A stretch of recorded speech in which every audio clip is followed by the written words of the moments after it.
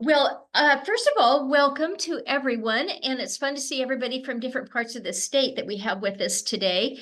I like to do very interactive presentations, so don't hesitate if I say something you don't understand, chime right in. I'm just entering my 8th year with KW. I never interviewed with anybody else. I signed on to KW strictly because of their education program. Number one. Secondly, was the culture. I found it very inviting and very supportive. And as a new agent, I thought that that was really what I wanted to help me thrive. I came to real estate after having a 30-year career as a wholesale lumber broker. And at the time, I had no idea that all of those negotiating skills that I had in my lumber career, how important that would be when it came time to making offers and also representing my seller and just being sort of fearless in terms of hearing the word no, because when you're a wholesaler, you hear the word no a lot. And so that actually helped prepare me. Little did I know. I didn't come to realize how important that my past career was to my present until I was into it for a year or so. But anyway, with that said, I have a copy of your student manual, and I also have my own presenter's manual. So I'm going to just flip next to this course overview. And you can see that we're on step number 17, make and receive offers. And they do like us to go over the belief system. And we used to, when we had the in-person, well, we are back to having in-person all partners meetings, but we would stand up and recite this. And the interesting thing about the belief system is that, and I include this in my seller and buyers listing programs, presentation manuals, because this, if in any case, if you think something is going sideways in your transaction, if you actually kind of memorize some of these belief system steps, they'll come back to you sometimes in a period of time when you might be compromised or feel like you don't have the right answers. And probably the one that I like, that really sticks out to me, first of all, is the integrity of doing the right thing. Customers always come first, commitment in all things, but I love this communication, seek first to understand. So rather than giving your opinion, then asking questions is really a very useful technique in terms of being able to understand what they're wanting to say. We don't always interpret what other people say accurately. And in my previous life, I went to a training program one time, and it was a communications expert. And he said that 90% of the time, when we think that we know what the other person is thinking, that we're incorrect. And so that's where it comes back to asking a question back of someone to clarify. So sometimes it's just clarifying what they just said. So you repeat what they said and then let them dig a little bit deeper so that you both clearly understand. So that is just one of those small techniques that can help you a lot of times when you think that things are going down a wrong path, or that you just simply don't understand exactly what it is that they want. Creativity, ideas before results, teamwork, of course, together everyone achieves more. And that really comes to play when you're working with the other agent, whether you're the seller's agent or whether you're the buyer's agent, because you really both have to work together to get that property to the closing table. Trust starts with honesty, equity, opportunities for all, and results through people. And none of us do this job solely on our own. We are always asking and touching base with other agents, bouncing things off each other. And that's where those all partner meetings, or sometimes even serving on a committee, can help you just helps bolster that you're not alone. For example, I have a brand new listing. It's down in Cresswell. It's a beautiful home at Emerald Valley Golf and Resort, and it's normally people would be beating your door down to show the property. And I've had one appointment. It went live on the 3rd. So we went through this long weekend with, not only was it a long holiday weekend, but it was also a hot weekend. And so I ended up canceling the 2 open houses that I had scheduled for Saturday and Sunday, mainly because at the seller's request, but I only have one listing appointment. And you think, my gosh, what is it that is going wrong? Well, it's maybe there's nothing that's going wrong, that everything is as it should be. I've done all the marketing. I've got great drone videos. I've done everything that should be. So sometimes when you just ask around to other agents, how was your open house? When you see that they've posted they had an open house, reach out to them, ask them what kind of participation they have. If that is something that you're questioning about your own listing. And so that's just a kind of a sideline tip, is that don't be afraid to reach out and ask people for help. So today's agenda, I don't think that I need to spend any time on that. We'll figure this out as we go along. Bo Bennett, who is an author and PhD, said, I like to think of sales as the ability to gracefully persuade, not manipulate, a person or persons into a win-win situation. And I'm one of those that believes that oftentimes information is key, but you can't dump tons of stuff onto a seller. They get pretty overwhelmed as well. So we're going to dive right into this offer process. So first, the buyer makes an offer, and then the seller can respond. And I'm going to give me just half a second here and get over to my own page to see what kind of enlightenment they want me to share with you. I have a tendency to want to do it on my own and just, I believe that stories tell more than sometimes just reading things. I think that people can relate to a story oftentimes better, and they remember that when they go forward in their business. I know it certainly was true for me when I sat through these classes and that different agents would come through and teach them. So let's see. Okay. All right. So what we're going to do, we'll come back to this one, the offer process. So let's just go through here of preparing the offer. So the number one thing that I will say to you when you are representing a buyer, and I have a business, generally I'm about 50-50 with buyers and sellers. I am a solo agent. And I have found that the very first thing that I want to do when I'm going to do a showing, most of the time the listings will say contact or text the listing agent. I first call the listing agent, and hopefully they pick up. So I call the listing agent, ask them tell them what time works, and ask them for a listing appointment. Some of them are pretty busy and they don't like to talk to people, so they would rather you just click in on the Align showing, make your appointment, and go show the property. I call them anyway. Because I want to, if this is the house that I think that is really suited for my buyer, I want to start that communication early with the seller.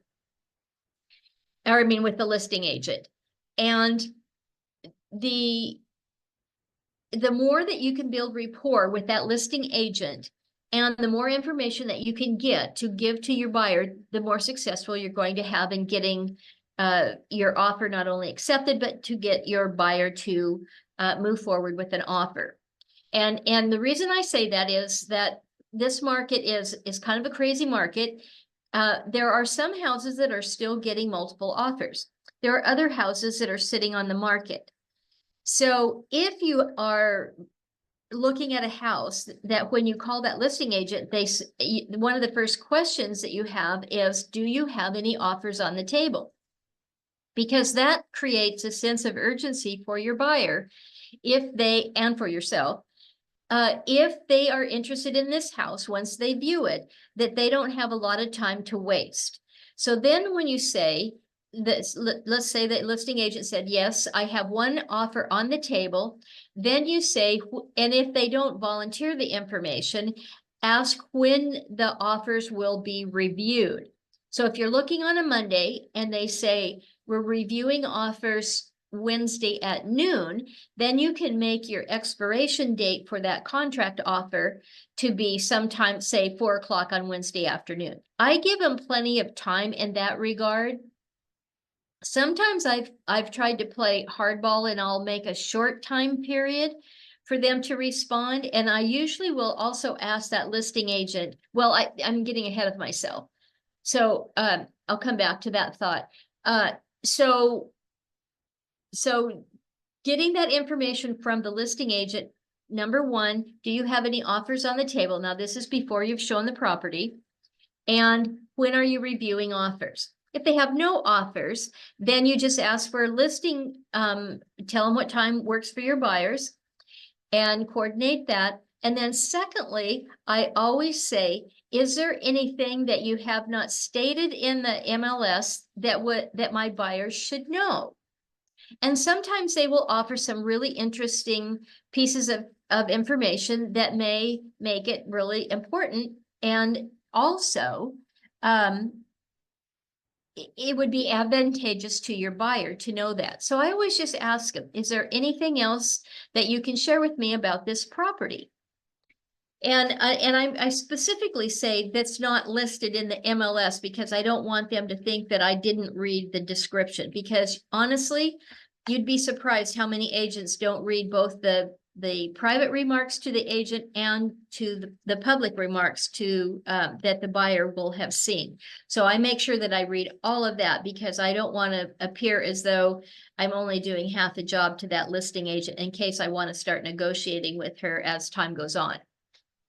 So here it says, ensure the property, number one is ensure the property is still available. So when your buyer, let's just say your buyer calls up and say, hey, I saw this pop up on, whatever website, and I'd really like to see this property. So again, you go to your MLS, find out if it's still active.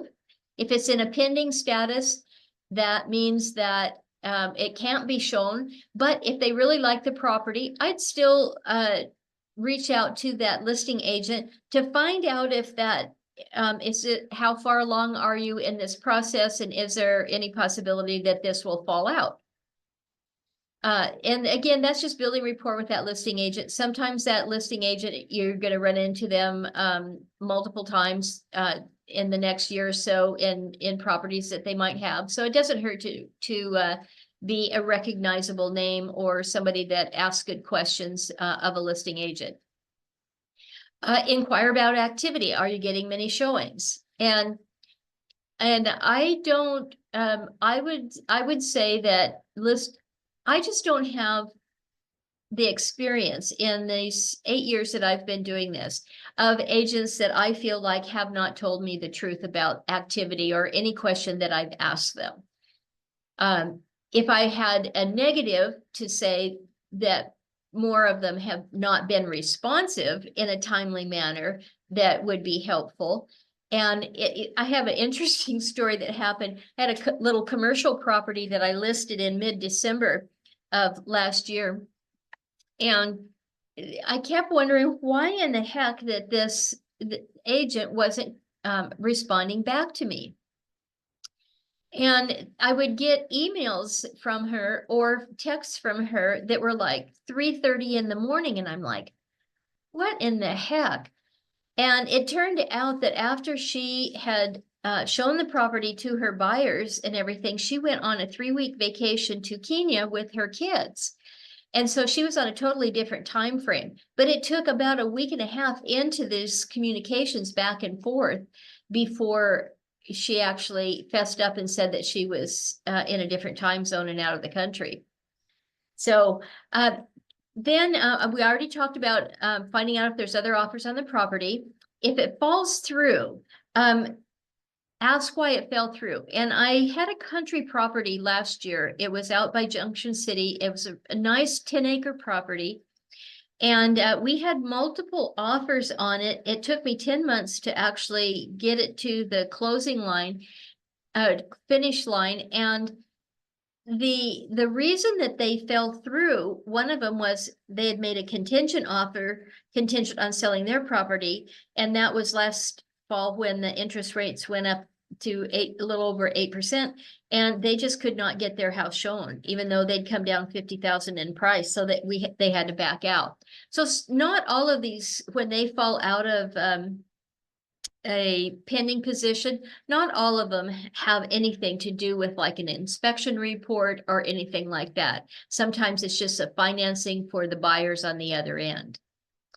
Ask questions about the seller's motivations. I don't do this on the first call to the seller agent. I do this on the call to the seller's agent when I'm getting ready to write an offer. And so when I'm going to write, I want to know what is it that will make my offer the most attractive to your seller. So what are their needs? And sometimes it's something as simple as they need to occupy after close by a couple of weeks. And this is especially true if you have an older seller that just doesn't, they need help to get everything done and to get them out. So that's certainly no, I think that this is out of order when you ask. I don't ever ask the seller's motivations. I don't think that this is just me, but I don't think that that's really any of my business. They might be moving out of state. It might be health concerns, but really, what does it matter why they want to sell it? But their needs, what do they need that's going to make the offer attractive? By all means, I ask that. Then ask the list. Now, this is again after you've shown the property. Ask the listing agent how they want to receive the offer, and most of the time, like for myself, I 100% send mine through DocuSign. There's other platforms, DigiSign, and that comes with SkySlope, but I believe that one's free to us.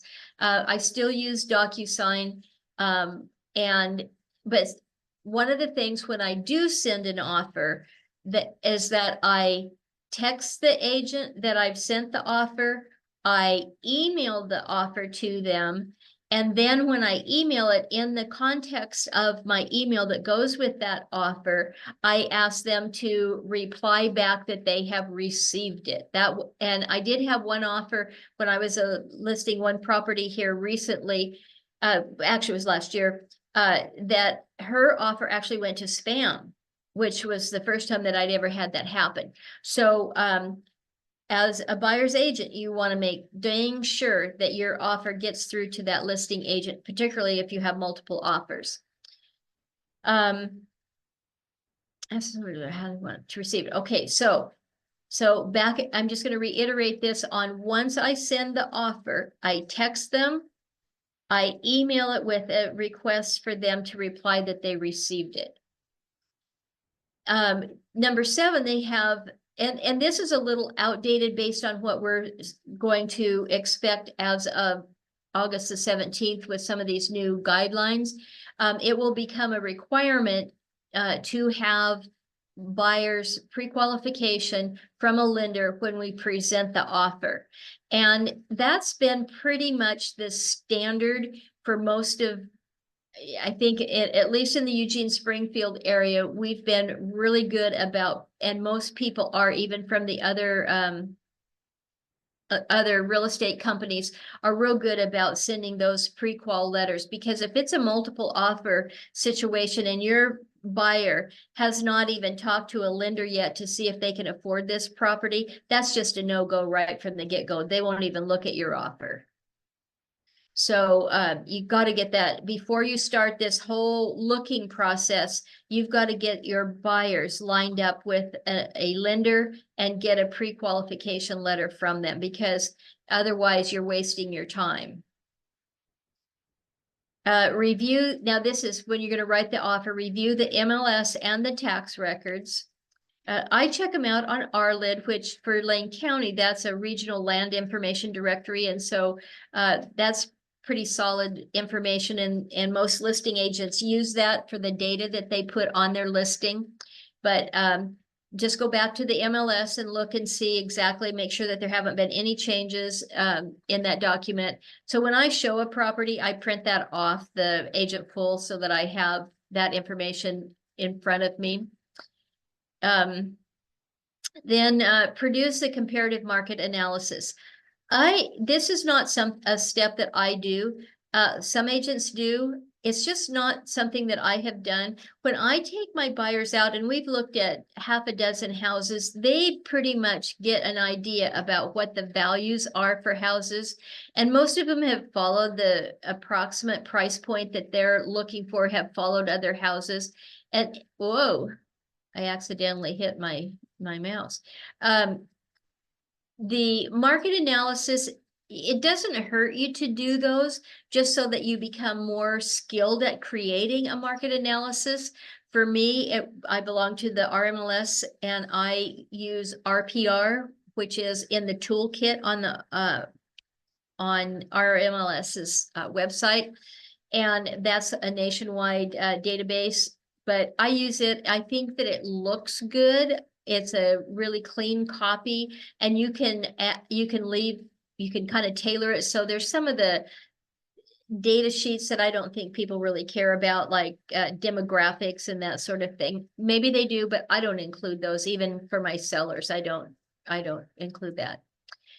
This obtain a seller's disclosure statement and other needed documents. The seller's disclosure statement isn't really required at the time that you write an offer. So, and some people don't even have the sellers complete that until later. As part of my first few steps, when I have a listing agreement signed, I go ahead and have those seller disclosures done so that I have that over and done with. It's just one less piece of paperwork to worry about. And now I have a transaction coordinator, so I don't do that myself, but she signed me up for SkySlope, and there's it's called Breeze, BREEZE. SkySlope is free to us, and it sends out these seller docs or seller disclosures, and they can actually do a little check, which before I used to always have to send them the PDF, and then they would have to print it off and then make sure that they had filled out any box, because you can't have a box that doesn't have a check mark in it, even if it's a known box. But it's so much cleaner to be able to send it through SkySlope and have those sellers. If you have both of them, a copy will go to signature one, then a copy will go to signature two. They do it all electronically, and then it comes back to you. So I have a new transaction coordinator, my other one retired, and so she set me up with that, and so that was really a slick way to handle it with my current listing. So now we come to the point where you can ask a question or say what was an aha for you. Anybody want to comment at this point?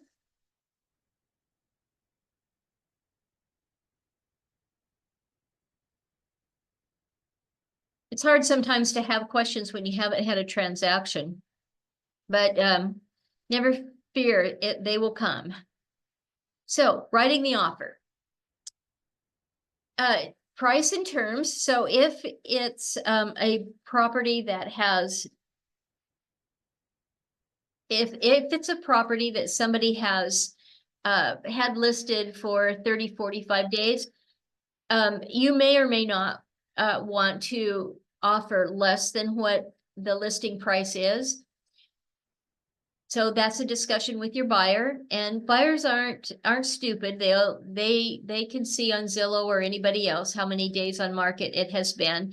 If you print off a client full for your buyers, which I do every time I look at a property, I take that with me. I give them their copy, especially if I'm looking at multiple houses in a single day with a client. I take a clipboard and I put a cover sheet on it that has the addresses, and I do all the comparisons, the price of the house, the square footage, and all of that with the address.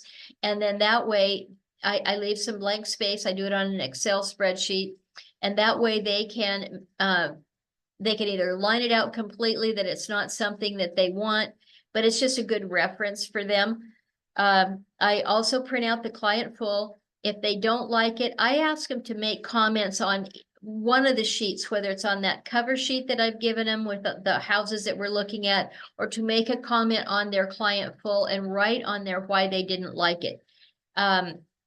Maybe it's too small, maybe it had needed too much work, maybe they didn't like the neighborhood, or they didn't like the cars that were stacked in the neighbor's driveway. Who knows what it is, but I ask them to write that, because if you show multiple houses in a day, a lot of the people cannot keep it straight. It doesn't matter if it's an old buyer or a younger buyer. Buyers in general can easily get confused about the properties and which one had what feature, because sometimes they're only in that house for 10-15 minutes. And so when you're asking them to remember some of the details, it's harder to do. So then seller disclosure, again, you won't necessarily have this seller disclosure at the time that you're writing the offer. Most of the time when I get these seller disclosures early, or as soon as I do get them, I load them up on my MLS, because you can load documents there, like you can load up HOA documents. You can, at times, one time I had a property that had a craft shop, which was 1,000 square feet craft shop, but actually the seller was living in it. His ex-wife had kilns, and so it had a 220 hookup. So he had converted where the kilns used to be into a makeshift kitchen. And it was a 2-story craft shop. And then the house never had a garage. It always had a studio apartment. And when the house was built, the owner had lived in the studio apartment while he built the 1,800 square foot house next door. So that little apartment had always been a rental after he moved into the bigger house. So it had the craft shop, it had the studio apartment, and it had the main house. So I created a features list, and I broke it down for each of those different units that were on that property, so that it was easier for people to understand what they were buying, because pictures can be confusing sometimes. Sometimes we can't label them for what they really are. You can't label it like apartment bedroom A or whatever. So I like to do those features lists to make it really clear on what they're actually buying. Conveyances, I don't worry too much about the conveyances. Any of those will come out in title reports, but it may have some sort of like easements that the utility companies have to access that property. So they may have a utility pole somewhere or something like that. So I don't worry about those too much. If there's a serious conveyance issue, the listing agent should put it on the MLS documentation, or perhaps they would tell you during a phone call. Earnest money, typically we ask our buyers to put down 1%. If it's a multiple offer situation, I ask my buyers to put down 2%, because that shows more competence and commitment to buying the property. They can get that earnest money back after the 10-day inspection period is over and they have reached agreement on repairs. And if they decide to back out of it during that inspection period, or what we call the due diligence, they can say the house didn't have the right feng shui and they want out of the contract. For pretty much any reason in that first 10 days due diligence period, they can back out with no repercussions to them and get their full money, earnest money back. This time for seller acceptance, again, that's when I would ask if there are multiple offers, when they're reviewing, if the sellers, for example, are in a different state, or maybe they're traveling. Sometimes in the MLS listing, it will say that the seller is asking for 48 hours to respond. So just abide by that, abide by what they're asking of you, so that your contract offer doesn't fall out of contract due to the time frame that you set for this seller acceptance. Financing terms. So if you're putting down 20% and it's a conventional loan, or if you're doing a VA loan, those sort of things, that all has to be spelled out in your offer. Buyer pre-approval letter, we talked about that earlier. Closing date, again, you know, you're working for your buyer, but you also want your offer accepted. So closing date has more to do with the buyer and when they can, maybe they're renting and they have a time period that they don't want to move out, well, because they're still covered under their rent and that sort of thing. So this closing date, typically it's 30 to 45 days, but that it can vary. And the soonest that you can close will be determined by the lender. So if you have any question about that, you just call that lender that is on that pre-approval letter and verify with them how quickly they can close. A home warranty is something that sometimes sellers provide that as part of their listing. Sometimes agents, like the buyer's agent, will buy a home warranty for their buyers, and those will, you know, just in rough figures, $500 for a year of home warranty. Not required. If it's an older house and they won't negotiate on, say, for example, installing a new heat pump system, HVAC system, then I might think that it's a good idea. If I don't have the money to buy a home warranty for them out of my commission, because that's paid at close, then it's something that you can suggest that the buyers take out for themselves. And again, that could be paid at closing. Repair limits. I don't put anything on there for repair limits myself. What I do put down is I check the boxes. So for example, if it's got a septic tank, then we want them to pump if they don't offer to do it, when you're writing your offer, you want them to, or your repair addendum that comes after an accepted offer. But you could put this right in the original offer that you want them to pump the septic tank. But I don't put repair limits in my offer. I'm not saying that you can't, but I just don't. I have in the past, when I've been in a multiple offer situation, verbally will say to a listing agent, we are, just for information purposes, we are asking, or we will have a home inspection. And this is like if I paid $40,000 or $50,000 over what their asking price was, and my buyer had their offer accepted. I will verbally say to them, we will still have an inspection, but this will be for information purposes only. Or sometimes I'll just say, I don't, in all fairness to my buyer, think that it's in their best interest not to have a home inspection, because otherwise they're just kind of buying something that there can be hidden things that you have no idea that it's a defect. And I'll give you an example.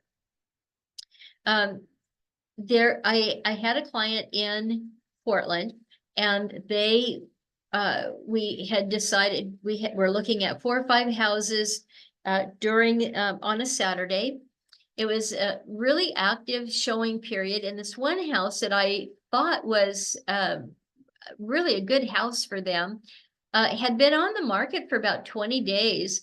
So almost right at 3 weeks. And when I spoke with the agent and told him, I talked to him on a Thursday and said, we are going to look at this house on Saturday. As Saturday morning rolls around, the agent calls me and says, hey, I got an offer on this property. And so when we looked at the property, it was the first one that we looked at that day. And it was a husband and wife, and the husband says, this is it, this is the house. And I said, well, we have 4 other appointments. We have to look at these. We've made our commitment and they're holding time available for us. So we need to look at those. And they had only looked at one other house on their own. They'd gone to one open house. And I said, beyond that, you need to know when you make this offer that this house is exactly what you want. Until you look at these others, you really don't know. You don't have a comparison. So we went and looked at all of those other houses, and we had to, we came back and we wrote an offer with an escalation clause because we had no idea what these other people had done. And in our offer, we said we were going to have an inspection report. So our offer was accepted, and we had the the home inspection, and they said, we think that you need to have a roof guy come out and take a look at this roof. Now, the house was either 15, it may have been a 20-year-old house, but I think it's about a 15-year-old house. And it was a tri-level. So it had a complete living quarters on the basement floor. And it wasn't really a basement, it was on the side of a hill. So it actually, well, it was just the first floor, not the main floor, but it was the first floor. So it had a complete living facility, which worked out great for them because their father-in-law was going to move in. And then you have the main floor, and then the other bedrooms were upstairs. But in the attic, during the process of this this home inspection, there was mildew in the roof, or in the attic area. So, but he said, I think you need to have this, the roof looked at, because it looks to me like some of the shingles on here are curling up. So it doesn't look like the roof is good. So I drove up there for a couple days later for a roof inspector to meet with us, and he said, "Yep, it definitely needs to be replaced." So here we are in a multiple offer situation, and most of the time we would be very hesitant to ask for repairs because they could go back to this other person and accept their offer. The thing is, when a seller has a home inspection and it's brought to their attention that the roof needs to be replaced, they have to reveal that information when asked by another agent that comes along, if they would have told us to hit the highway. So we asked for the complete roof replacement, and they did it. And we did not ask for mold remediation because the roofer said, once we change this, the mold won't be an issue. I'm not so sure that I totally buy that. And mold remediation people will tell you that you should have it remedied. But my buyers were okay with letting it run its course, and they did not ask to have a mold remediation person come in. But it was $15,000 to have that roof replaced, and we got that done. So all that to say is that when you do on multiple offers, when you do say that you're going to have a home inspection, you can't guarantee that there's not something that's going to come up. So you can't say we won't ask for repairs.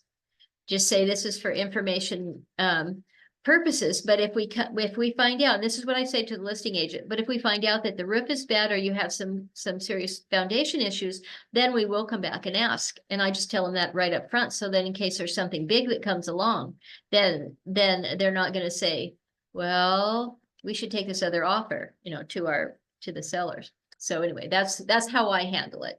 Special clauses, that could be like the escalation clause. And there's kind of a pat phrasing to use with escalation clauses. I don't know if anybody's talked to you about those. I'll just briefly explain what they are. For example, if a house is being sold for $500,000 and there are multiple offers, and my buyers are qualified to pay up to $550,000 for a house, then if I thought it was going to go that high, I might write this for $550,000, my escalation clause. So my escalation clause would read like this. So if I know that there's multiple offers, you can do it one of two ways. You can state that you're paying the offering price of $500,000, and then write the escalation clause that you will pay them X number of dollars over. So if I know that there's multiple offers coming through, I've had agents that have sent me offers, an escalation clause that they'll pay $500 over the best offer. And frankly, as an agent, that just irks me, because $500 is nothing when you're talking about a $500,000 home. So I want them to put some meat in it. And that's how, when this house that I was telling you about that had been on the market for 3 weeks and then got another offer, it was only because of the amount of the escalation clause that I said that we would pay over the best competing offer. It was only that won us for them to accept our offer. So let's say that we said we'll pay up to 550,000. We will pay your seller $3,000 over the best offer that they have received up to that 550. So if their best offer came in at 535, and we were going to pay 5,000 over or 3,000 over, I forget what I just said, but let's just say that I said 5,000 over. Sometimes you don't need to go that much, but at least go $2,500 to $3,000 over the best price. You've got to make it stand out enough. 3,000 is kind of my go-to. If it's a more expensive house, then I make it like 5,000 because you just don't know. 1,000 on a multiple offer situation is not going to do it. So they have to have some more jingle in there, some more money in it before they'll really take, $1,000. If the other terms are good, it's not going to get you the deal. So if somebody offered them 535, that was the closest offer, the next to mine. And then I said, we'll pay you $5,000 over your best offer. Then even though I said we would go up to 550, my client would be paying 540 because I was going to pay $5,000 over the 535 or 5,000 over the next best offer that they got.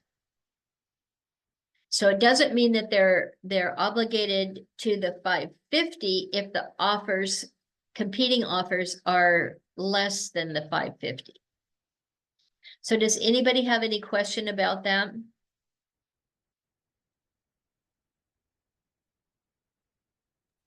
No, that makes sense. Thank you. I have for my buyers, I have got lots of offers accepted by using escalation clauses. Some people will only do escalation clauses. Instead of doing an escalation clause, they'll just give a flat number. So if this using the same example that I had, their process may be, okay, the offering price was 500. My clients are willing to pay 5.25. So they just go right in and offer them 5.25 with no escalation clause. And that's an option too. Now, sometimes a listing agent, and I always ask them, but just be prepared to tell that they're going to tell you no. But it is not illegal in the state of Oregon for a listing agent to tell you what their best offer is if their seller has given them permission to do so. So my question before I write my offer is I say to the listing agent, has your seller given you permission to tell me what your best offer is? And I would say 20% of them or 25% of them know that you can do that. And the other 75% think that it's, what's the term that I'm thinking of? It's like, they think it's unethical, and it is not. There's a whole, if you want it, I just email me and I'll send it to you from the Oregon Association of Realtors that talks about this. It's in one of the certification classes. But my email address is Linda, LINDA, .reed, REED, @kw.com. And I'll send you that. And they call it shopping the buyer. And that's kind of one of those, it's not something that you would normally learn in the early stages of being in real estate. And I learned it when I was taking an accredited buyer representative certification, which is an additional certification that you can take. You can get all kinds of certifications that you pay for through trainings. And I have another one. It's as a senior real estate specialist. And after you've taken the training, then you pay, well, it's like $100 a year to be able to advertise and use their logo that you have those certifications. But for a lot of people, that it means something to them. The next one that I want to do is the pricing. I forget what they call it. It's a PSA. I don't know. Anyway, it's a pricing specialist certification. So addenda. So this addenda now, as we're approaching August 17th with this new buyer's representative agreement, where we have to put in there that agreement what our commission is. That is something that we are going to have to ask for the seller to cover these commission costs in their payout. So that becomes part of the offer. And so that's a separate addenda. And I'm not going to go into that too much because that's brand new territory. I haven't used it yet. So, and if you've taken any of the classes, either that or go back, Tammy Sue in the Eugene office every Friday does a contracts mastery class, and she's done multiple trainings on these buyer rep agreements. And those are those are recorded, so you can check with Erin and see how you get in and figure out where they're at. I've never listened to one of them, so I don't know where to direct you to go, but highly recommend that you do that. Okay, talk through the offer. Review the contract. Be sure that the buyer understands the contract. Review the details like price, closing date, inspection, contingencies, conveyances. Know what is essential in your area. I have no idea what that means. Know standard or common terms for offers in your area, and avoid rookie agent mistakes. And you know what, for those of you that are in the coaching program, the best money that I have ever spent was doing the coaching. And Mara was my coach, Mara Gregory, and it was the best money that I spent. And I never ever felt like I was a rookie when I had her to double check, and she walked me right through my first contract and everything. And just a little side note, I'll tell you how I came by my first transaction, because I know all of you were talking about you're kind of getting yourself ready for your presentations, etc. And that reminds me, I think it was Sarah that you said that you were struggling with creating like your listing presentation and that sort of thing. I'd be happy to send you the template of what my sales presentation is, my listing presentation. I also have one for a buyer, and I'm in the process of reviewing both of those. But some of the pages I had customized and that sort of thing. So I can, if any of you want that, I'm happy to share it, and you can you can have it edited and do whatever you want. You obviously would want your own name put on it and everything. Yeah. And I have a lady here in town that does all of that for me, and she's very reasonable, and so I can give you her information at the same time. And I just have to give her my permission for you to have it edited, and then she can do that for you. You can talk to her about what the price would be and that sort of thing. Okay. Again, just send it to my email, linda.reed@kw.com. So how I got my first listing, I was in these Ignite classes, and one of the instructor said, have you made out your list? And this was a list of my contacts, and with phone numbers and mailing address and that sort of thing. And I hadn't done it, and I was pretty overwhelmed. My mother-in-law was dying, and I was staying with her every night, and she would keep me awake all night. She'd sleep all day, and she'd wake up at night and want to go home. We had her in a assisted living facility, and so I was under a tremendous amount of stress, and I just wasn't doing all of the things that I needed to do. So finally, he says to me, Linda, just do something, go make a mess. And so I thought, well, I'm certainly capable of doing that. So I just wrote out as many things as I could. And Trenda, who has marketing and designs, and at that time she had, and she's the one that does my sales and buyers, puts together that product. And she just emails it then, or can email it to you for you, like to Kinko's or somebody, and they, or Office Depot's where I had mine done, and they can spiral bind those and put a nice cover on them and everything, front and back cover. But anyway, so Trina had an office there in the KW building. And so she took my photo for my business cards. She ordered my business cards for me. And she makes sure that you've got the right KW logos. You're required to have your logos on things in a specific way.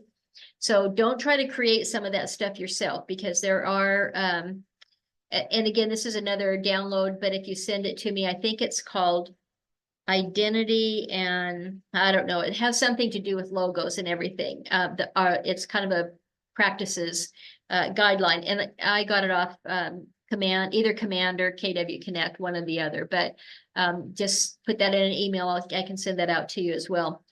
Yeah, Jen sent that to all of us. Oh, okay, good. In her related materials. Oh, excellent. Yeah, very important to have. So anyway, I put this list together, and from Trenda, I ordered football magnets, and I think you have to order 100 of them. And she has mailing envelopes, and if you put down the addresses and their mailing name and address on there, she can make labels for you. She can send them out with bulk mail, which is a little bit cheaper for you, and that sort of thing. So these football magnets have the Beaver schedule, upcoming schedule, and the Duck upcoming schedule. And people do not throw them away. Sometimes they even keep them year to year to year. And it has your logo, your contact information on there. So that was the first piece of, aside from sending out postcards with Trenda, that I had my real estate license, and I had gone to work with KW. And that's something that I would say to you, is that you all should do that, to announce to your family and friends that you have your license and where you're at. And a lot of them will hang on to it. And I had it done in like a 4x6 glossy. And Trenda can help with logo designs and that sort of thing too. Yeah, really pretty inexpensively. But anyway, so I mailed out my postcards first. Then the next thing that I mailed out was these football magnets. Well, I had a longtime friend. I'd known her through a lumber industry association that we both had belonged to. And she had had breast cancer for like 7 years, and she had died in maybe October or something like that. So the first part of December, I get a call, and it's her husband. Now, I had, over the 40 years, I had met him maybe once, maybe twice, did not know him, but I probably wouldn't even have been able to recognize him had I met him out in public. And so he calls me and he says, "Hey, I'm sitting here in my kitchen and I'm looking at your football magnet, and I want to sell this house. When can you come over and tell me what I need to do to get it ready?" And so I said, "Well, how about tomorrow?" And so I went tomorrow, and I said, I did my little market analysis, and I didn't put a price in there because I was unsure. And so what I did when I went to that presentation, I pulled up my market analysis that I had done on RPR, and I let him look at the comps that had sold in his neighborhood. And I said, "So what do you think we should price it at?" And so he chose a price of $285. And that was, 8 years ago. But anyway, he said, "Well, I guess you'll have to come back for me to sign the contract, right?" And I go, "Nope, I brought one with me." And so we hand wrote in the price. He signed it in all of the appropriate places, and I had my first listing. Now, we didn't go live. We were going to go live in, I think it was like the end of January. And then I can't remember, something happened on his end, so we went like mid-February. And just before couple days before I was to have my first open house with it, we had a snowstorm. And even the pictures had some snow on the yard and everything left over from that. And here's the even crazier story. So I had mailed that football magnet out probably to, let's say 180 people.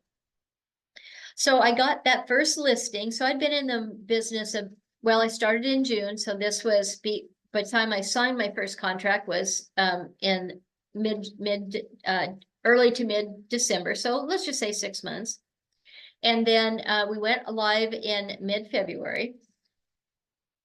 But at the open house that I had, a lady came through and she was shopping for a house for her mother. And her mother and dad lived out of state. They lived in Nevada, but the dad was getting Alzheimer's. And so they wanted to move them up to Eugene. And she had a sister that lived in Vancouver, Washington, who in a year later wanted to move down so that she could be here to support her sister in taking care of the parents. So the first house, that first one was on W Street in Springfield, and that sold for $285. So Sabrina was the buyer client that came through looking for her parents. A month later, we bought a house for $242,000, and that was my first offer as a buyer client. And we used an escalation clause, and that house sold within the first 24 hours, but we got our offer accepted.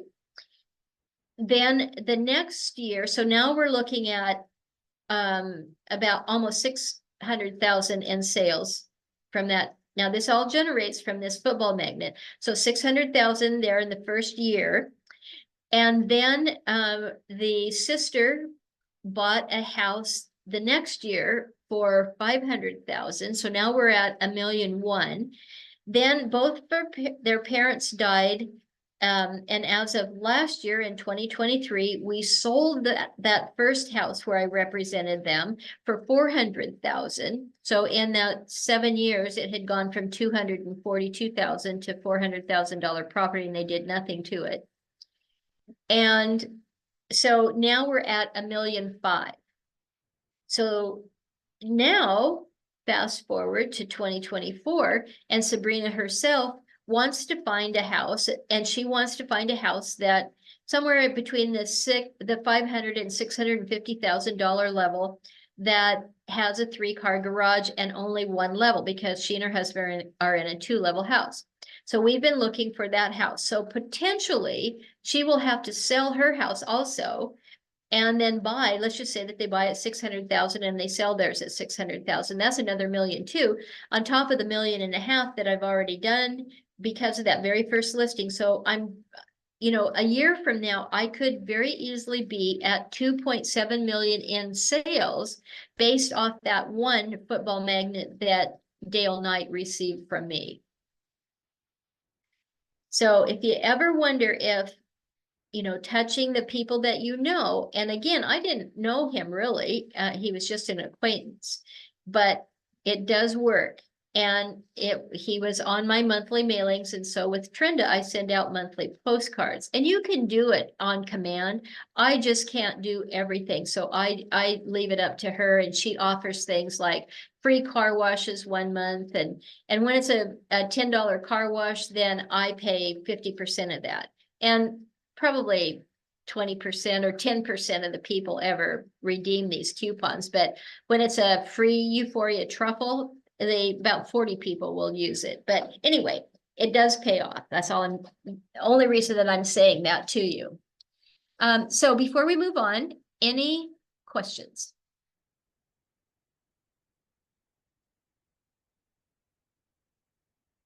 Okay, or ahas, either way, I don't care.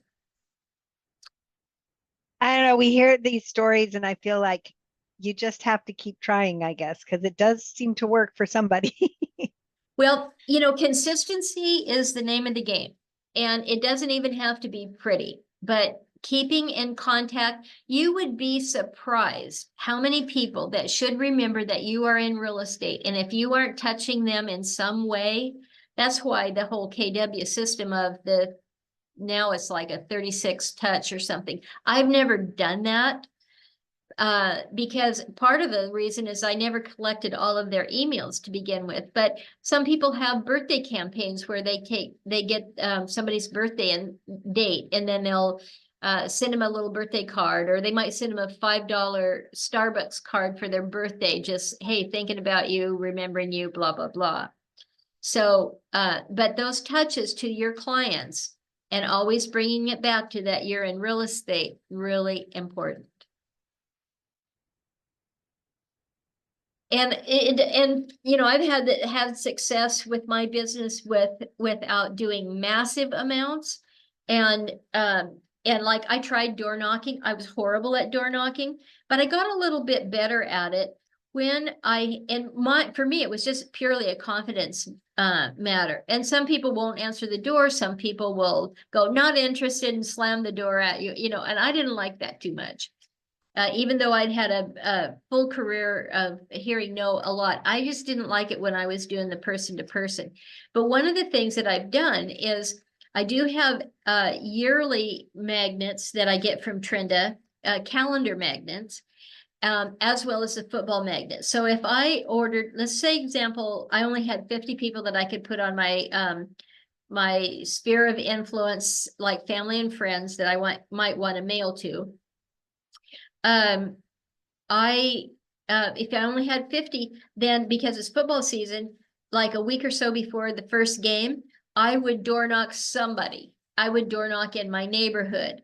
And when you door knock, I think one of the important things about door knocking is that, and especially in your own neighborhood, is that give them something. Hey, I'm Linda. I just live down the street, and I don't know if you know, but I'm a real estate agent. And if you ever want to sell your house or know somebody that wants to sell or buy a house, please keep me in mind. And I have a little gift for you today, and this is a football magnet. And so then I would give them this football magnet. So when you can give them something that they may, especially if they answer the door and they got a duck t-shirt on, hey, I've got this, this guy's going to like my magnet. Same thing with the calendars. And when I do open houses in the fall, if I have these extra calendars, I have them on hand at my open houses. And I jokingly will say to people, hey, look, here's a football magnet for you. It's harder to lose than a business card. And they always laugh. And I say the same thing when I have the calendar magnets. And then I just have extra of those throughout the year that I can give out. Same thing here. It's got all my contact information on it. And I give them a business card as well as the magnet. But I'll just go here, and you might enjoy this calendar magnet. Harder to lose than a business card. And they just laugh because they all know that they, end up throwing the business cards out. But most of them won't throw out a magnet. Okay. Presenting the offer. This is our checklist. Double check all docs. That's why I have a transaction coordinator. Follow the instructions, label the documents. Again, I don't do any of this myself. Email the summary. I do email, though, once my buyer's offer has been signed. I don't have my transaction coordinator do the communication with the other agent. I do it. Now, if I happen to be like, for whatever reason, maybe I'm camping and I don't have email access to my computer or whatever, then I do ask my transaction coordinator to send it. But 9 out of 10 times I'm sending this myself, and I do a summary on that email, and I tell them what my offer is, what if I have an escalation clause, I write that.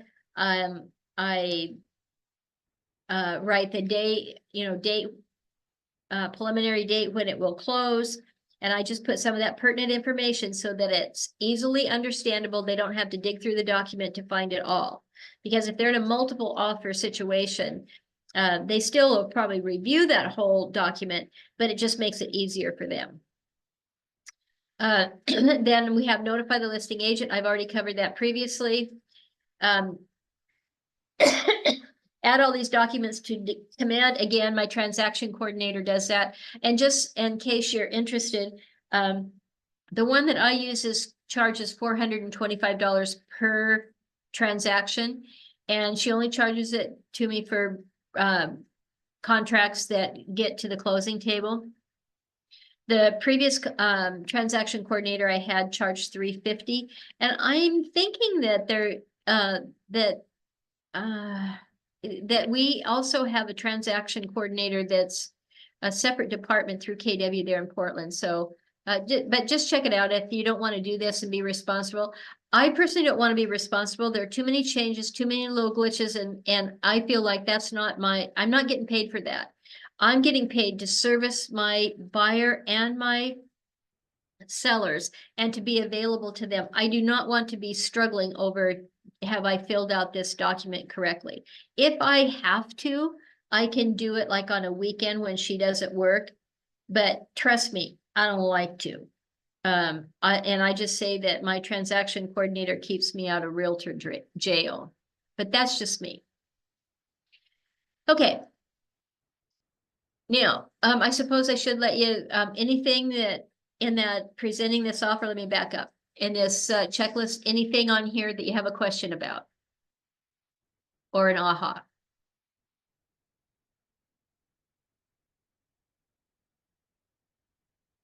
I just like how you tell us about the transaction coordinator and about Trenda. I don't know, for someone like me that doesn't love the technology part, it makes it seem less overwhelming to think I can work on just communicating with the buyers and sellers and not all of the technology side of it as much. Yep, I totally agree. That's the way I was right from the get-go. And like I said, I've done it if I have to. And Mara's always great, or whoever your coach is, they can walk you through it if you have to do it. I just don't want the responsibility. And you know what? I will not miss $425 when I'm getting a $6,000 check. I just won't. You know, sometimes in this business, because it is so overwhelming, you have to really prioritize, particularly if you're a solo agent, you really have to prioritize your time on where your money's well spent. And for me, if I were backing up and doing it over again, there are two things that I would do. I would do a better job of creating my customer list, my sphere of influence, getting all the documentation, whether it's emails, birthdays, whatever. I would get all of that stuff and do a better job of that. And creating a CRM. I still don't have one. Trenda handles my database, but she doesn't handle the emails part, and I still don't have it on there. But I've done fine without it, but I wouldn't advise that. So, but I would do that better, and then just borrow somebody else's, like I said, this listing presentation or buyer's presentation that I have. I created that after I got it, 2 different presentations from other agents through some of these Ignite classes that we were taking. One of them was Mara's, and I think Ashley Shanae was probably the other one. But and so then I created, put this thing together. So get those out there so that if that seller comes along, then you can refer to your own listing agreement, or a sales presentation. It'll take the stress out of it, and you don't have to spend hours creating these things. Just take somebody else's work that they've already done. And then years later, like right now, I'm in the process of redoing my listing presentation, and I just want a fresher look. I want it to look different. I'm just bored with it myself, but it's very valuable. I still just used it to get this listing that I have. I've got 2 listings coming up. The one that I am active right now, and I'll have another one in a couple weeks. And my listing agreements are fine. Presentations. It's just that I am working on getting something newer. So anyway, don't be afraid to use other people's stuff that they've put together. And I kind of like them localized more than I do like going to Command and getting somebody else's. And I know that somebody mentioned about Glover, Jeff Glover, and Jeff Glover, just the letter U, like university. I've seen him in person. I've taken some of his trainings. He is great, and I think he's in Michigan, in a little town like under 100,000 people, and he does, really, he's still an active agent himself. But he's got some really great information. But one of the interesting things about real estate is that you're better off to, I know that we all feel nervous when we're first starting, but getting into activity is the best thing that you can do. Ask another agent if you can shadow them when they're taking a buyer client out to show houses. Ask somebody that, if I wouldn't go and do an open house personally myself without shadowing another agent first. I just wish that I had even thought of it when I was first doing it. I really like open houses, and the very first one that I had, I got that buyer client that's generated $1.5 million in sales. So I did okay with it. But I'm just saying that if you shadow another agent, and there isn't anybody in KW, I don't think, that wouldn't be willing to let you shadow them. I'm perfectly happy with doing that. And if any of you are in the Eugene area, I'm going to do 2 open houses Saturday and Sunday of this coming week down in Cresswell. And if you want to, they're 2-hour open houses. And if you want to shadow me for that, again, email me or text me. My phone number is 541-953-3011, and shadow me during an open house. And I don't know what it's going to bring out in terms of volume, but just watching somebody else do it, listening to what they say, and just becoming comfortable with people's reactions and that sort of thing. But throughout the whole process, maybe even like going to a home inspection review with another agent. There's lots of opportunities to shadow agents. So highly recommend that. Okay, receive and respond. And we only have a half an hour. I don't know how many pages we have left, but we better kick it into gear because I've probably been talking too much. Okay, receive and review our offer checklist. So again, when you have the transaction coordinator, you certainly want to read it before you sign it, because you've got to do that. It'll come to you first. So, and then I asked for that listing agent to confirm that they received it, get the offer to the seller in a timely manner. This is really important when there's multiple offers, but you'll sense that sense of urgency at that point. Create an executive summary. I have no idea what that is. I don't know. I don't know what that is. Call a buyer's agent. I have no idea what that is either. This is making offers. So call buyer's agent. I have no idea. I don't think that, for some reason, that seems to be out of place here to me. Number 6, call the lender if allowed in your area to verify pre-approval letter. And I would probably do this when I first start working with this client. And the other thing that I would say to you, and if you don't have, and if you don't want to spend the money for it, and I don't even know if there's space available to do it, but KW came out the first of this year in January, and they offered a half price to agents if they wanted to buy usage of an app called ForeWarn, ForeWarn. And for buyers agents, especially if you meet people that are at an open house or whatever, you don't know who these people are. And if one of them looks good as far as an agent, a client, I run them through ForeWarn. And let me just give you an example of how it worked for me. I got it in December. I said that they came out in January, but it had to have come out in December because I already, no, it was in January. Because I was getting ready to, I've had an etiquette consulting business since 1995. And so I still do classes on dining and dining skills. And so Rogue Valley Country Club down in Medford had called me, and they wanted me to go teach a dining skills class for kids. So I was getting ready to leave. I had to leave by 1 o'clock that day. And I got a sign call on this commercial building that I had. And I could tell that the guy was fairly young. And so he was asking me some questions about, because it looked like it was a house, but it was built as a medical office to begin with. And then the guy that I was selling it for was a CPA. And so he wanted to know how you would change a commercial property to residential zoning. So we had a brief conversation about that, but I said, this property is going to close tomorrow. So this one is completely off the market. And he had just called by driving by and saw my sign and saw my phone number. And so I said, there are two properties that I used as comps when I was trying to figure out a price for this building.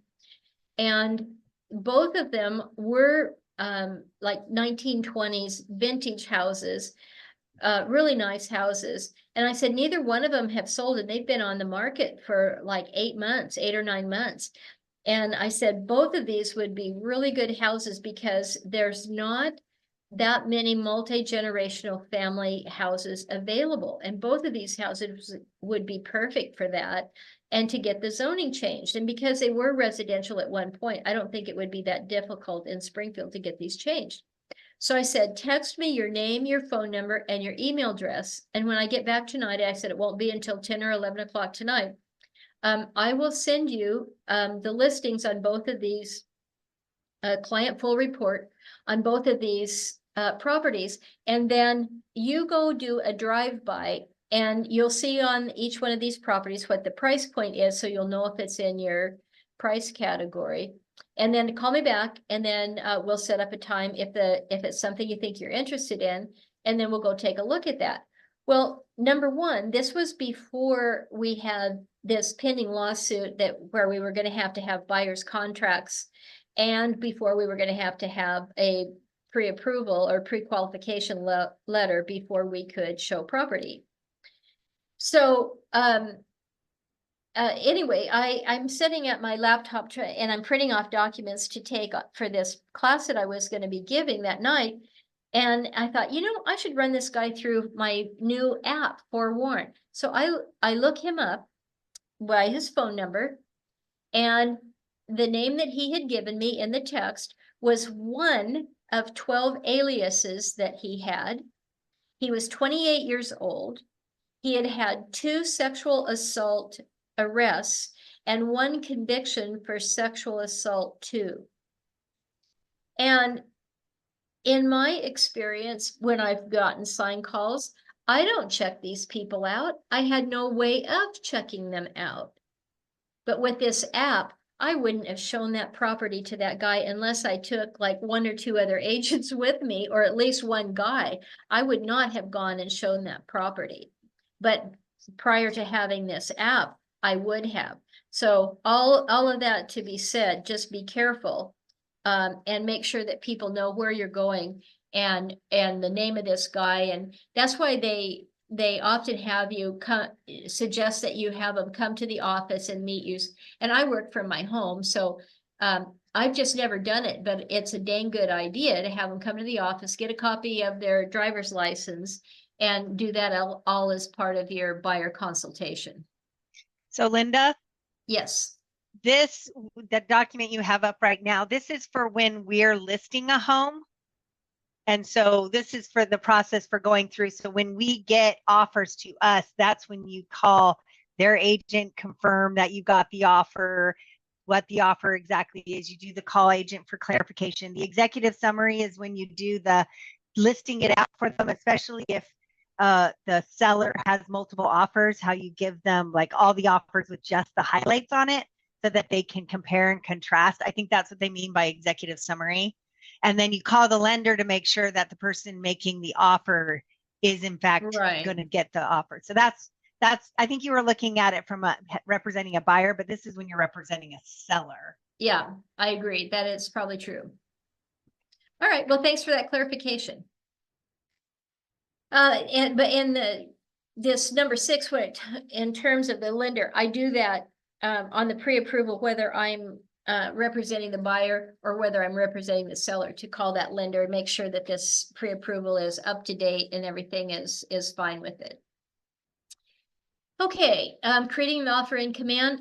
I can't help you on this because I don't do command. But it says it's your integrated end-to-end Keller Cloud platform for running and growing your business. And if you like to do the technology, then I think that it's wonderful to do that. I just don't.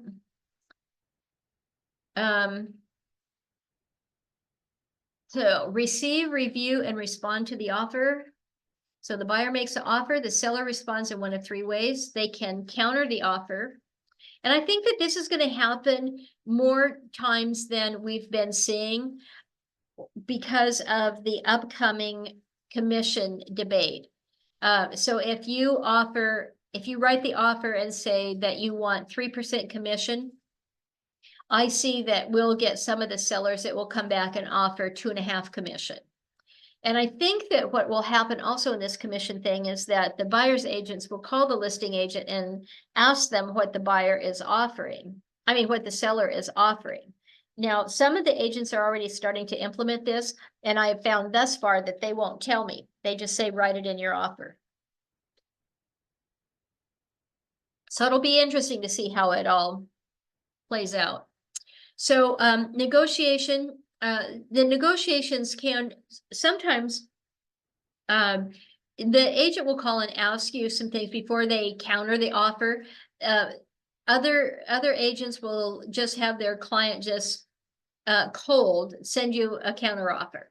I prefer it if that listing agent calls me as a buyer's agent and says, look, this is what will work for us. We're going to send you this offer. And then just get some kind of feel from the agent and see if there's anything else that they may be a sticking point for them. It just helps clarify, but you can do it either way.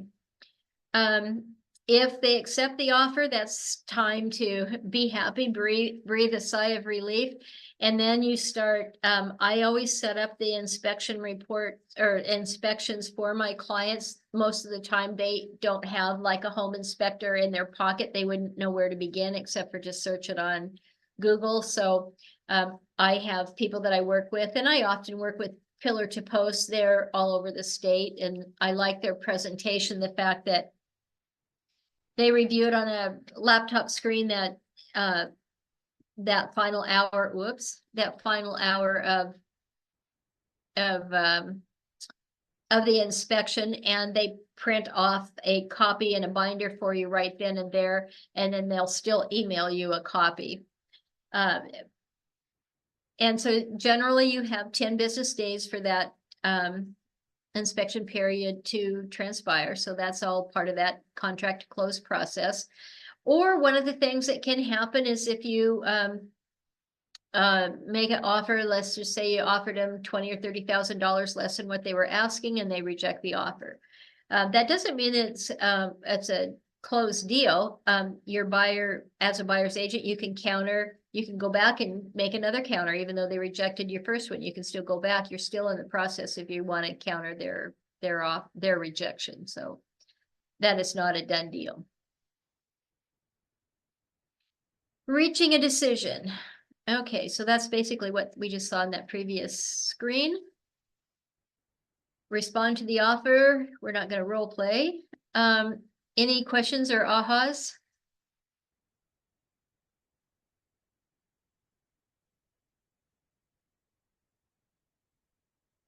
Okay, so we're going to recap. Let's see. So ahas to achievement. How has your thinking changed? What ideas or mindsets were new? Anybody?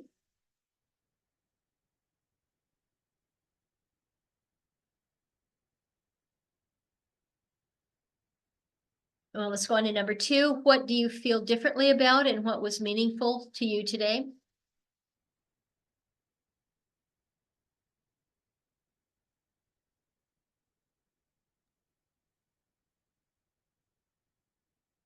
Just say that I think that I think getting that presentation down is my first step, but then just being confident that these tactics that they keep telling us to do will actually produce something.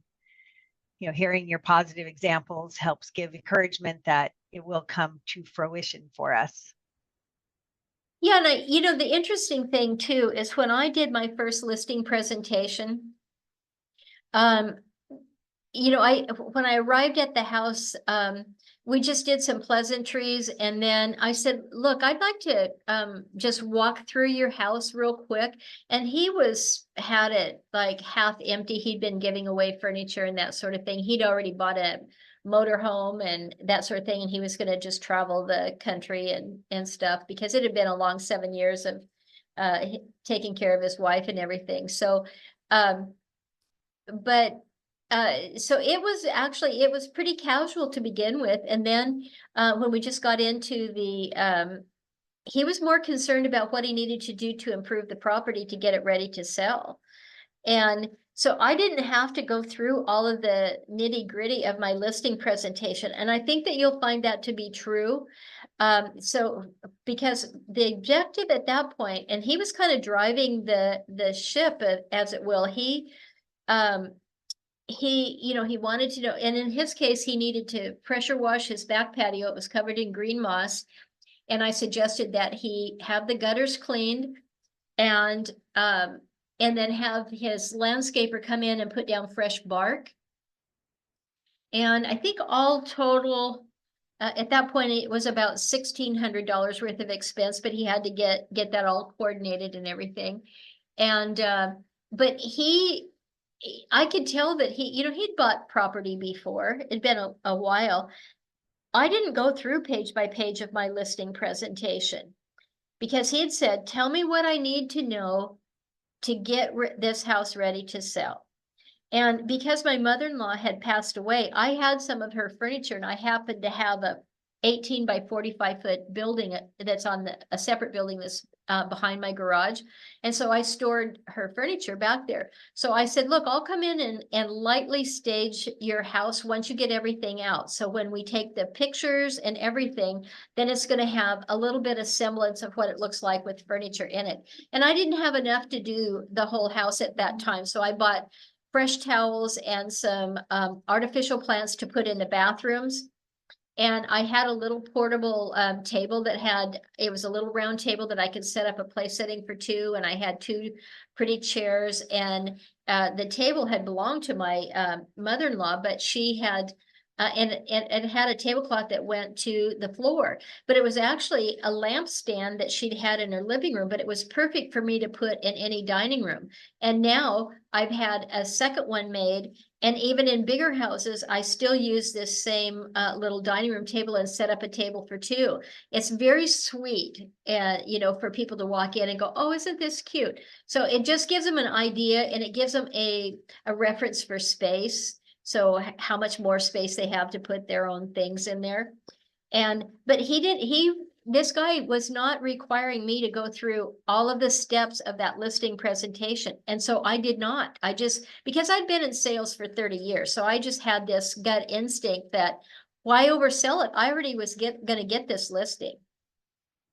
And he wanted to know what kind of price we were going to get. And we looked at the comps, and I was prepared with that. I already came with a blank contract that he just had to sign. And he signed on the dime right then. So don't overthink your listing presentation, because depending on who the person is, have it so that you're prepared, but don't let that be your end all be all. Because sometimes there's no reason to talk yourself into a contract when you're already going to get it. So you just have to have, some sort of sense. And maybe for me, it came because I had been in sales for a long time.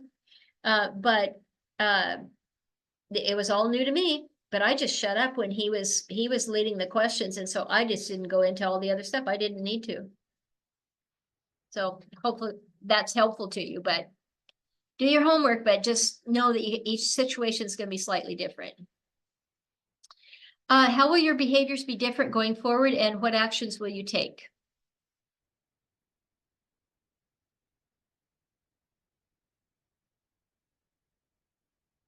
I know some of these are hard because you don't have a reference to, if you haven't been out there yet and such. So what tools, models, or systems will you use, and how will they make you accountable? I really want to try sending out the football magnets and or calendar magnets, just because I've heard so many great things about people getting clients from them and people hanging them on their fridge all year long, and then your Yep, face is just right there. So, yep. do you know when Trenda like comes out? Yeah, Like, you can order those football magnets right now. The okay, calendar magnets, she usually doesn't, well, you can order them now for the end of the year, but I mail those out. The calendar magnets, I mail those out the week between after Christmas and New Year's, because people, their birthday, or I mean, their Christmas cards are quit coming in and that sort of thing. And it's starting a new year and they put them up then and they have them for the first of the year. But the football magnets, you can order those right now, and it probably takes a couple of weeks for them. They'll ship them right directly to you with the envelopes. And so you can do your own labels or whatever. And if you have under 100, I think that you have to, you can just ask her. But let me, so since we have everybody on here, I'll just give you her information right now. Her, okay, let's see here, Trenda. Okay, so her last name is Lovette, L-O capital V as in Victor, E-T-T-E. And her business name is Marketing and Design. Her email is Trenda, T-R-E-N as in Nancy, D-A, marketing @gmail.com. And her cell phone number is 541-554-1691. And she's real easy to work with, and she'll just send you the samples and then you can go from there. She'll just send you an email that gives, I think there was 11 different samples that, different designs. So yeah, awesome. Thank you so much. yeah, you're very welcome. Okay, daily success system. Now as a beginning agent, I had a really difficult time getting all of this stuff in. But even if you can get in half of them, and I used to just tell myself, if I could get a couple of these things in, I would. And it's really easy on the conversations. So sometimes I'll say, people will ask, how are things going? You say, well, I got my real estate license and I'm studying hard, and I'm working on my listing presentation, or I'm doing open houses, or I'm doing this or that. So that part's real easy with your friends or people that you run into. And just be sure to enter these contacts in your phone or something, like under notes, if nothing else. When you meet somebody new, the handwritten notes is still a really powerful thing to do. And you can, inside that handwritten note, you can buy, Trenda, I think she probably still has them, but she has, KW thank you notes. It just has, you can get them in red or black on the front cover of it with the KW logo, and then it's just blank on the Linda, side. I apologize for interrupting you. I was kind of taking note of Trenda's information, but I think I missed a number. Do you think you'd be able to drop her number in the chat box? I don't know if I can do that. All right, just let me repeat it. I can do it for you. Okay, All right. Thank you, Sarah. I appreciate Yeah. that. so, but anyway, the handwritten note, great to meet you, blah, blah, blah, but I'll put in a business card. The social media engagement isn't that hard to do. And those, I mean, people have done a lot of business by creating social media things. And so I always do social media. I don't do too much in reels and stories. I just do posts to most of them to my personal page, because that's where I have the most followers. And so when I do an open house, I always send a video out as I'm getting there. Sometimes I'll do one when I'm wrestling with my balloons and the wind's blowing them all over, and I'll send a funny video out about being a balloon wrestler and various things. So anytime I'm doing anything real estate wise, I make some kind of social media post with that. And what happens is that it's your people that you would least suspect that would that will hire you based on some of these posts, because again, your name is out there, particularly for your Facebook friends. And that's just for where I do most of mine on Facebook. I don't do too much on Instagram and that sort of thing. But the commercial property that I sold in December was, she was a friend of two other ladies that I had sold properties for. And she was aware of my experience level with these other two properties. And I didn't even know that they had this commercial building and that they would eventually want to sell. And so they just called me up out of the blue and said, hey, would you do this? Do you do commercial property? And that was my second piece of property there. So you just never know where they're going to come from. But if you don't put things out there and just kind of be steady about it, and sometimes just put out like a funny thing that's a real estate joke or something that you can put on social media that's not detrimental. But anyway, so enrichments, appointments, agreements, closings. Yep, all of those things are good.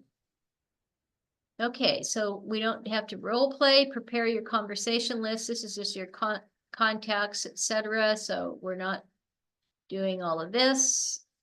And celebrate success. Okay, let me just look and see. All right, so I don't see anything else here that I need to comment on. We do have 10 minutes. We don't have to go till 3, but any last minute things that you would like to ask or share with the group or anything about today's presentation? May I ask more about the Forewarn app that you mentioned? Uh-huh. Did you say that at KW they have a special promotion or? I don't, Katie in Portland, what is Katie's last name?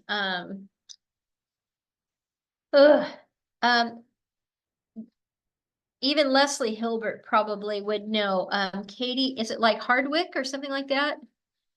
She was the one that sent out the email on it. Just ask somebody in your office there if they know if there's still the promotion going. That was back in January and they only had like 120 people that they could let in on it. So I paid $120 if I paid it up front. And I think the normal price on it is $25 a month. But to me, in this day and age, it's one of those things, even if I had to pay the $25 a month, I would have paid it because it was, to me, especially after I ran it through that first guy. And subsequently, I've got a number of buyers that I have run through it. And oh my gosh, I had one guy, he was a 60-year-old guy. He had a voice that was like velvet. He was so polite and he sounded so good. And I thought, oh, this is going to be a slam dunk. And he told me what kind of property up to 600,000 that he wanted and blah, blah, blah. And so I decided to run him through the app. And oh my gosh, he had not only meth convictions and heroin convictions and all kinds of stuff. He had a rap sheet that was like mind-boggling. And I just went, oh my gosh, how easy we can be deceived. So yeah, I don't know. I probably, if I was starting out brand new, I don't think in today's world that I would go without it. I just think it's that important to protect ourselves. And particularly for those of us who are doing open houses and stuff like that, and we're meeting these people that we don't even know face to face and that sort of thing. I had one guy last year that I met at an open house, and I showed him quite a few houses. And even that first time that I met him, I felt very uncomfortable with the guy. He wanted to stand next to me, and I had a really busy open house. And I just couldn't quite figure out what his deal was at the time. But I was busy. And so he gave me his card and he wanted, gave me what he was looking for. And so I started showing him houses and whatnot. And then one morning, and I'd said to him that I worked from home. During the process of showing him houses on a couple of different occasions, I said that I worked out of my home, but that I went into the office occasionally. So that was lesson number 1 for me, that I've never again told a buyer that I didn't know that I worked from home. And so then, we were looking at, he kept looking in Springfield and I said, well, have you thought about out River Road area, which is where I live, and I've lived out here for 40 years. And so, I just said, I live in the area. I didn't say where, but it's not hard to look up people these days. I'll be danged if one morning, it's 8 o'clock in the morning, I'm still in my pajamas. And he calls me and he goes, hey, I'm down here at Countryside Pizza and Grill. I just thought that I'd swing by. And I'm like, oh my God. I go, well, I'm not home. You can't tell if I'm home or not because I park in the garage and such. And I go, well, I'm not home. And I don't know what his intent was, but I wasn't about to find out. And I did not end up selling him a house. He ended up buying a seller direct property from somebody that he knew, but I'd probably shown him 20 houses or so. So I wasted a lot of my time with that guy, but I had kind of this uneasy feeling about him from the beginning. But I don't know. All I can say is that, just be careful. Trust your gut instinct sometimes on some of these people. Okay, thank you so much, Linda. All right, well, it's been my pleasure. Again, reach out to me, any of you, if you like. I'm here to help, as others have helped me in my business. So I wish you all the greatest of success. It's a fun business. It's not easy, but it's lots of fun and it does pay off. All right, thank you for your help. You're very welcome. Bye-bye. Thank you. Thank you.